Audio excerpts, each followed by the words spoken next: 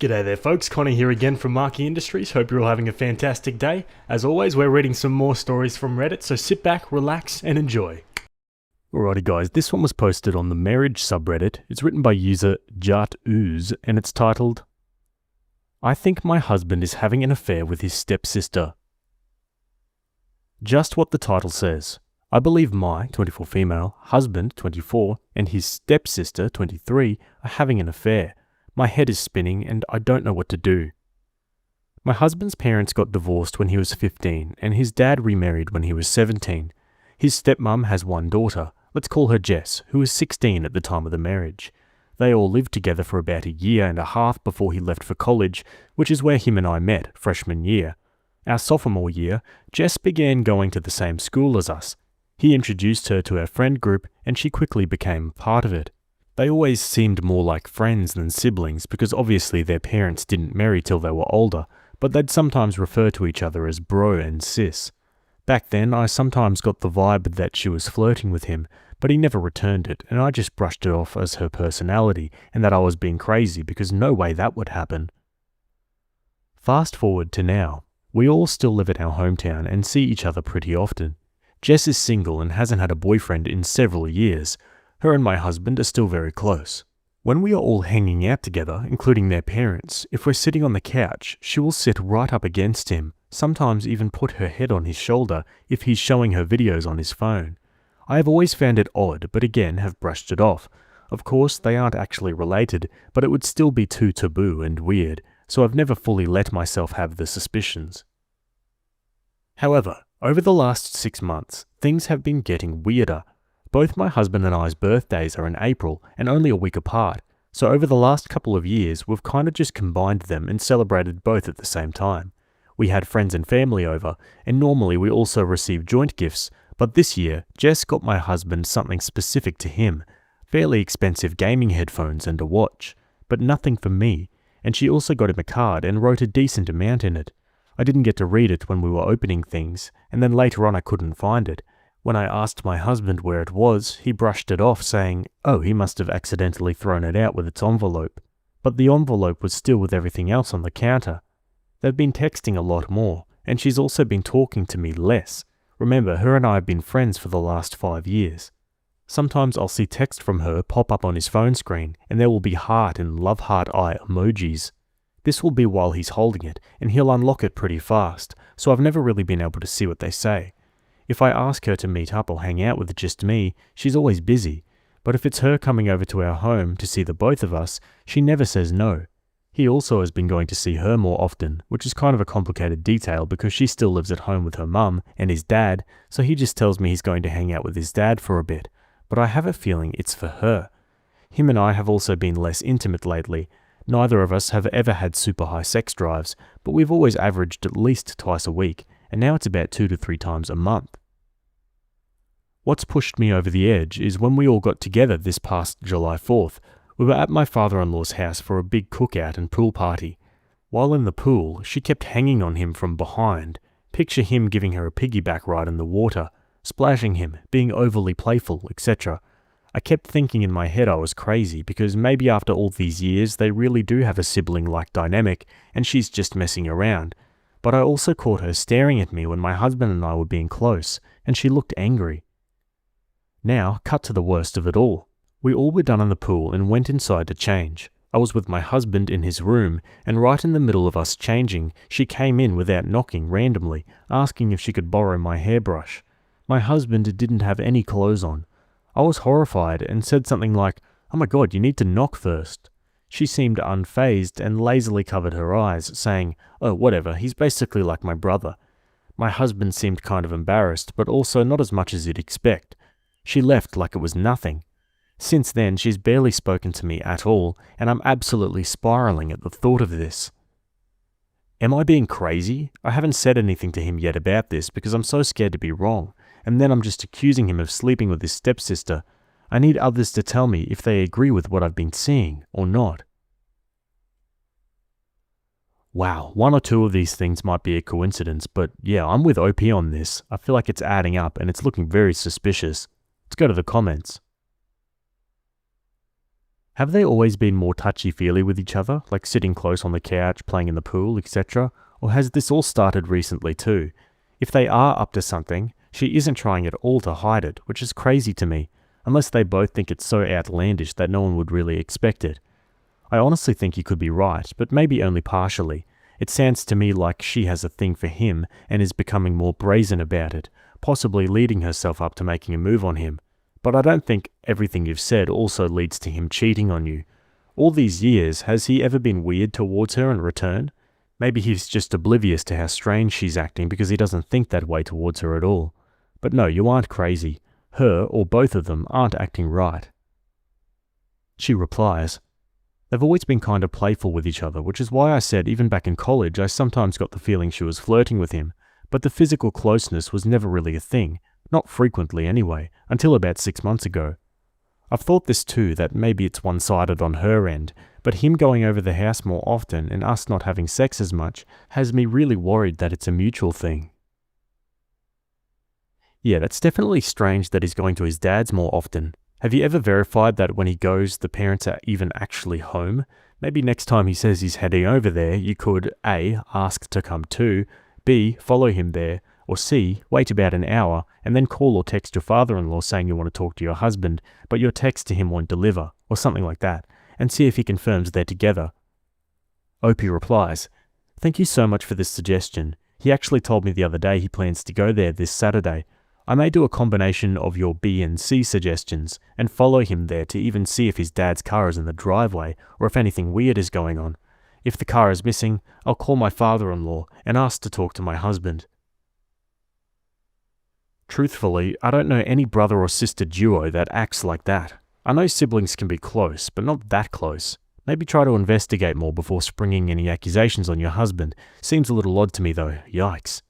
She says, "This is what I haven't been sure of because I have siblings, but 2 sisters, no brothers. Also, with step-siblings, I have no idea if it's a different dynamic, especially since they didn't live together for very long since they were older. I definitely think I need to actually dig into this to see if I can find legitimate evidence, but I'm honestly scared."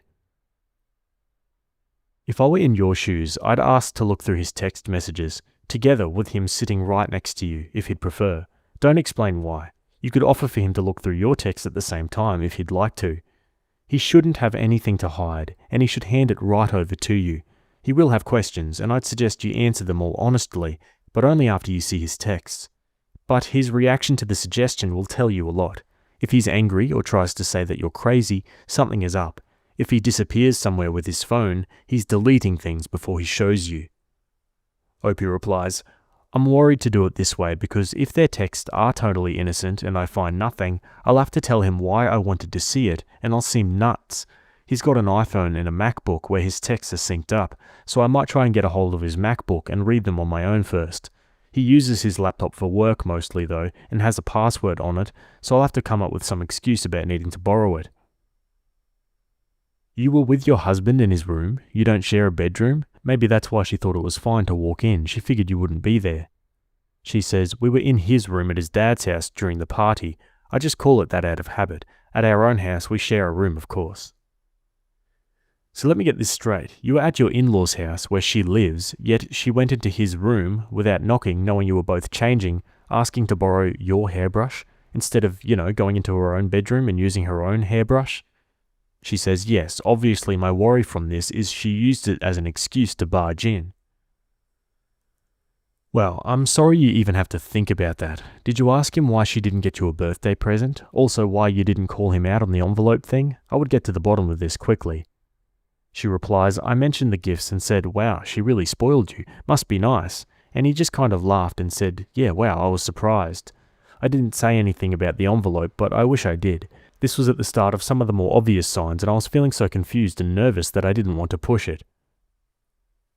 That card is saved somewhere in your home, in his office, in his closet, in his drawers, business suitcase, in his tackle box, somewhere he believes you won't be getting into usually.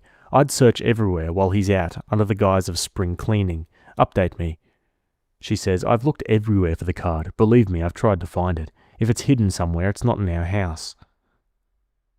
Why the F did she ask you for your hairbrush when this is the house she lives in? If this isn't fake, that should have been both of your immediate reactions.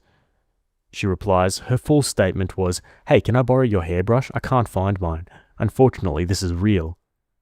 Yeah, something is off. Even if he's not having an affair with her, I bet they've had sex before. Back when we were in college, one of our friends asked him about that not long after he introduced her to us. He seemed genuinely grossed out by the question and said no. At the time, him and I were still just friends, so I don't think he had a reason to lie about it. I do think something is going on, but I don't think it stems that far back. Okay, enough comments and clarification. Let's go to an update. Hey everyone. Sorry that it's been so long since I made my original post about this. If you haven't seen it, you can find it on my profile.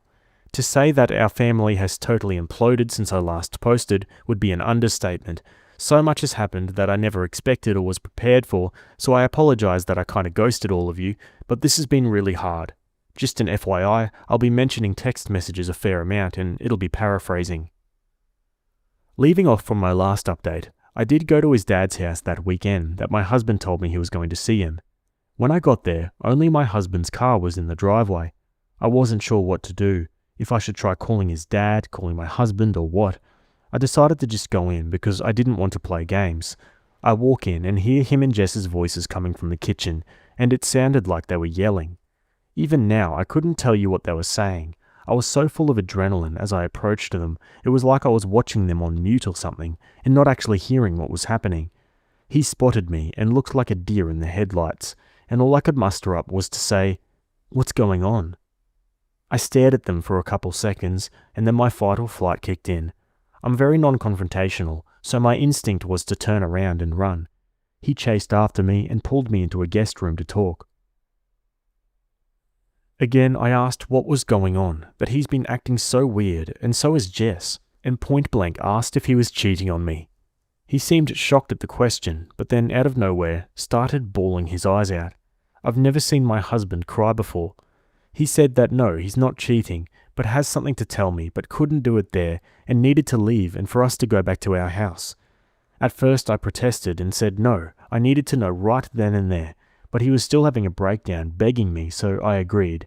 We left his car there and drove home together in mine, but I sat in silence the whole ride as he cried and was trying to collect himself.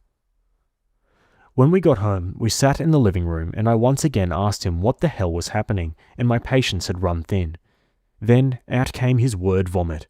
He told me that in college, our junior and Jess's sophomore year, after him and a bunch of our friends had gone to a party, we were dating by this time but I wasn't there that night, I'd come home for the weekend to hang out with family that was in town, and he got really drunk. Our guy friends kind of ditched him to go hook up, so Jess offered him to crash on her couch for the night. Our school had on-campus apartments, and she had a single because she was an RA. He said he woke up at some point after that with his pants down and her on top of him having sex. He told me at the time he felt out of it and didn't really get what was happening, and that all he remembers was waking up and feeling it and seeing her. He then woke up again a couple hours later and she was asleep in her own bed, so he left and went back to his own dorm. He never told anyone.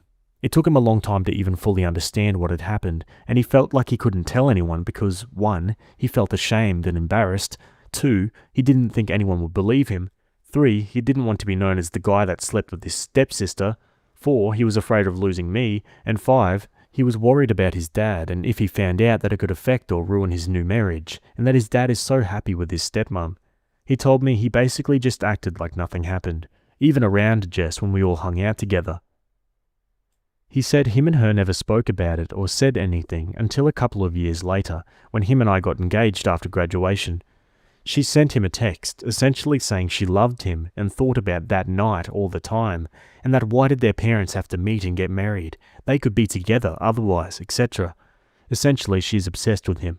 Shamefully, I will admit when he first told me all of this, I wasn't sure what to think or believe, until I saw their text messages. I questioned him, saying if this was the case, why are they always talking? Why wouldn't he distance himself now that we're married and out of school? He told me it started up again with her about 6 months ago, like I said on my original post, when him and I told our families that we decided we wanted to try for a baby. He had a screenshot of the text she sent him the next day, ranting about how he shouldn't do this. Marriages aren't permanent until a baby comes into the mix. there's still a chance for them to be honest with their family and for him to leave me. She still loves him after all of this time, etc. He replied saying he loved me and wanted to start a family with me, and that he didn't love her in that way, and he never wanted her to bring this up to him ever again. That's when her demeanor changed, and she said if he didn't love her, why did he bang her, and what would their family think, essentially blackmailing him. I read through as many of their texts as I could handle, and it was always her saying things like she was thinking about him, she wants to see him. She'd even send texts while we were all together telling him he looks good in that outfit. Sometimes he wouldn't reply, and others he'd be trying to have a normal convo and steer it in a different direction, and sometimes just telling her to stop it. The days he's told me he's going to hang out with his dad, it's her begging him to go over there so she can see him, or, quote, she will tell her mum everything. So he'd agree to go, but he swears nothing has ever happened, that one of their parents would be there a majority of the time and it would just be all of them on the patio or in the living room. That day he went there to tell her he was sick of it and couldn't do it anymore. She could tell people whatever she wants, but he was done, and that's why they were yelling. I sat there, taking it all in, and honestly was speechless as I did not expect any of this. I asked him about our sudden lack of intimacy, essentially only during my fertile window since we were trying for a baby, but never any other time. And he said all of this being brought up for him mentally has made him shut down about sex. He was only doing it for me because I want a baby, that it's taken him so long to realize and come to terms with the fact that she assaulted him and how this is harassment. I cried. I felt betrayed by her, and then a heavy, deep empathy for him. I just hugged him and cried, and he cried too. I told him he really needs to tell his dad because we can no longer associate with her in any way, and how can we manage that when she lives with him? At first he said no, he couldn't because he's worried they won't believe him, and also doesn't want to ruin his dad's life because how could the marriage with his stepmom survive this? I told him I don't have an answer for that. He has to trust that his dad will believe him, and I was also worried about her panicking after their argument and doing something crazy. He agreed to tell his dad and said he wanted to do it alone. The following weekend, he met up with Dad and told him everything, showed the text to him, etc. His dad believed him, and like me was caught off guard and speechless. This led to him telling his wife and saying he was kicking Jess out. However, his wife did not believe it. She claims my husband must have edited the text somehow, actual text in the message app that you can scroll through, and it's Jess's number attached to the contact. Jess freaked out, saying none of it was true, and he was the one who'd been harassing her. That's when my husband threatened to take it all to the police for an order of protection against her if she did not tell the truth, and she finally admitted to everything in an insane meltdown. His stepmom is horrified. His dad doesn't know if he can get past her not believing my husband and accusing him. We are currently in this weird limbo phase of the whole family on edge. Jess is still living there. His dad had demanded she leave and has given her 2 weeks, instead of kicking her out on the spot in an attempt to try and salvage the situation with his wife. My husband and I are having lots of talks, trying to regroup. We've put trying for a baby on hold as he seeks therapy for this. He still is considering going to the police for harassment. My heart is broken for him and also trying to come to terms with the truth, that Jess, who I've known for years, would do something like this. I was prepared to uncover an affair, but never this. I'm not sure if there'll be any more updates after this. Maybe if my husband decides to pursue legal action. I want to say thanks to everybody who pushed for me to dig into my suspicions. Otherwise, this could have gone even further. I don't like to think of what could have happened. I probably left things out, so if people have questions, I'll try my best to reply to comments. Jesus, I can't imagine how that must feel. And I was like OP, I was fully prepared for an affair, but this is even worse somehow. One comment says, "Oh wow, that's so intense. How are you doing with all of this? Way to be there for your husband. And also, I'm glad that the truth came out."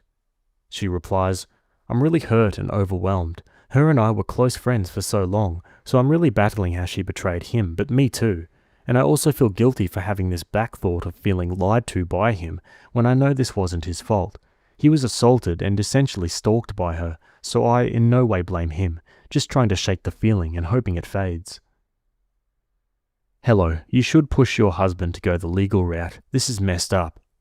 She says, "I've told him that he should because she's unstable. It scares me because she seems totally normal, like this is the biggest shock of my life learning her true behavior.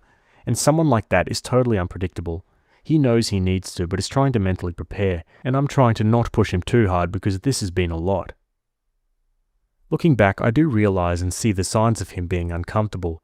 There were a few times he seemed awkward or looked at me kind of weirdly, but I always assumed it was because of the PDA happening right in front of me and that he was embarrassed. Yeah, poor guy, and I'm glad Opie uncovered the truth. Like she said, it could have gone on even longer. Who knows how badly his mental health would have suffered. Anyway guys, that's the end of that story. As always, I'd love to hear your thoughts in the comments below. Let me know. Otherwise, that's it from me today. Hope you enjoyed that story. Thanks for making it to the end, and I'll see you all in the next video. Have a good day. Cheers.